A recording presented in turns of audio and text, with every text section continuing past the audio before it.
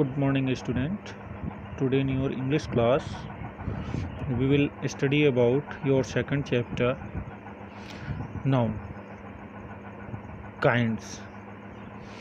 But before starting this chapter, I want to remind you that I had left you this exercise to do yourself. So the answer of this exercise will be here. Like my father started a business. Did my father start a business? Why do you believe me? तो imperative में please believe me. Teacher punished the student. Interrogative, did the teacher punished? She has been to the movie. Interrogative negative, was she not been to movie? You can help me. Imperative, please help me. It was a terrible night. Exclamatory, what a terrible night. Do you use your laptop? Do you not use your laptop? How beautiful she is. She is very beautiful. So I hope that you can do this exercise and match it. Now we will start second chapter, that is noun kinds.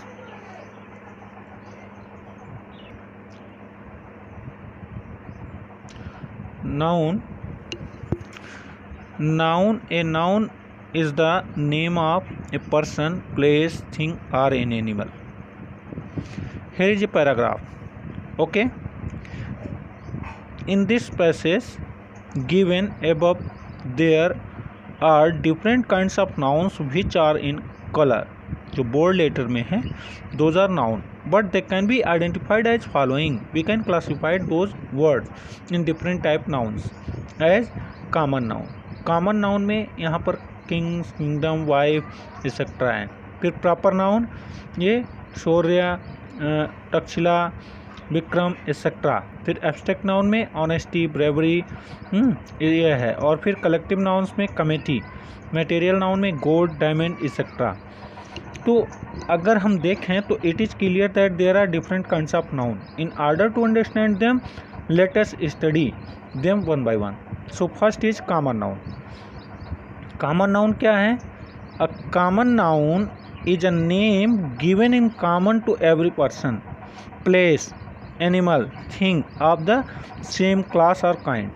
Okay, जो common every person, place, animal या thing या same class और kind के लिए होता है. As like the teacher is talking to the class. तो यहाँ पर टीचर जो है ये कॉमन नाउन है. The baby is crying bitterly. The baby जो है यहाँ पर कॉमन नाउन है. Common noun are further classified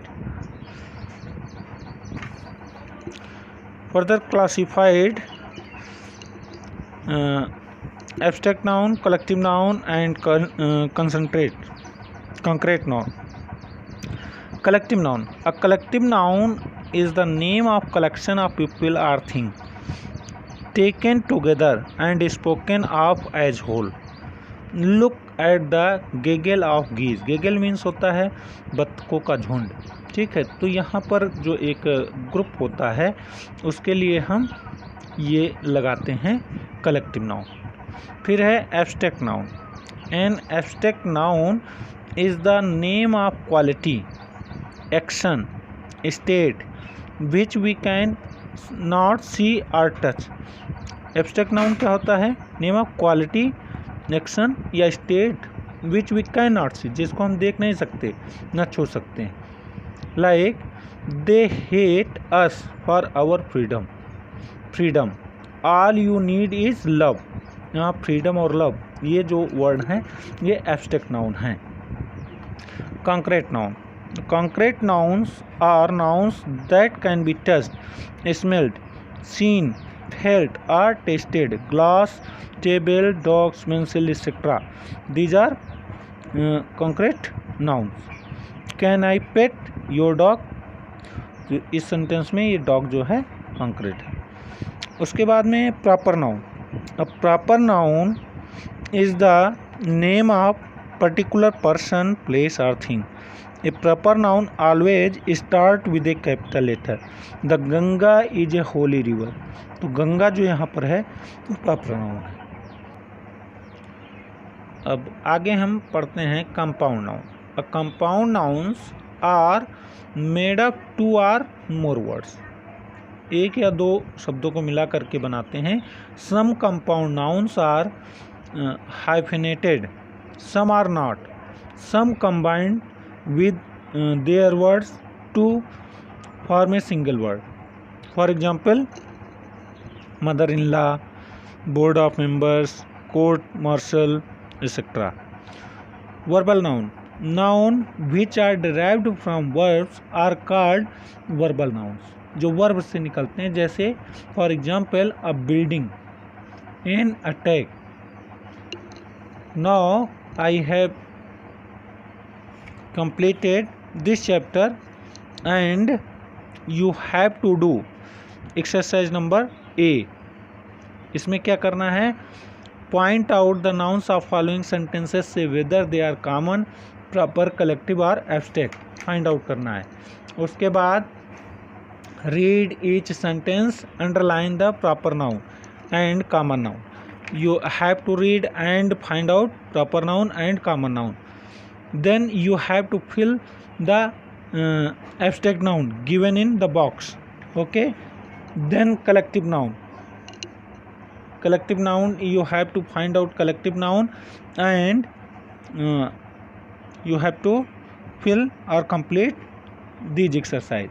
After that, there are two other.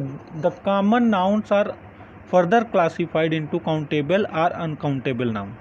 Countable noun, these nouns are the names of object, people, etc. that we can count and they have their own singular or plural forms like book, books, apple, apples, doctor, doctors, horse, horses. Uncountable number, these nouns are names of things which we cannot count, जिसको हम count नहीं कर सकते, like milk, sugar, gold, honesty etcetera. तो यहाँ पर आपने देखा कि बुक्स हो गया, ठीक है, लेकिन जो कॉफ़ी है, कॉफ़ी को कैसे, मिल्क को कैसे काउंट करेंगे? तो ये हो गया आपका अनकाउंटेबल नाउन। ओके, तो in this exercise you have to also write countable और अनकाउंटेबल फॉर द ये coloured noun in the following sentences. इसमें क्या करना है? राइट काउंटेबल और अनकाउंटेबल, ये काउंटेबल है या अनकाउंटेबल है, इसे आपको फाइंड आउट करना है। तो in this way you have to do these exercise in your rough copy as well as in your book with the help of your pencil. In next video or next pic, I will provide you the answer of these exercise, but at first you should do this exercise yourself, and I hope this is enough for today. Okay.